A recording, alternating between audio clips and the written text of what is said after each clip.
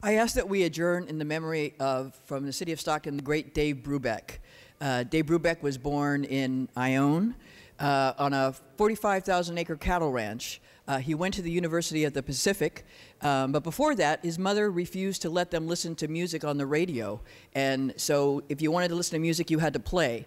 So he developed a real knack for playing, and he started playing around in county fairs and in Lions clubs at a very young age of 14.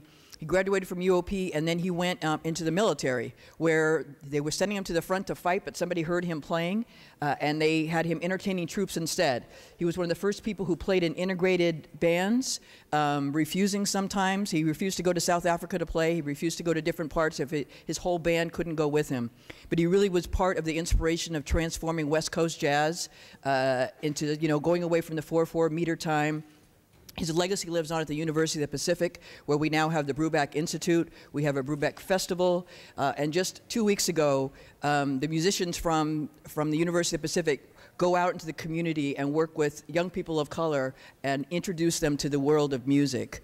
He died at the age of 92 on his way to the cardiologist.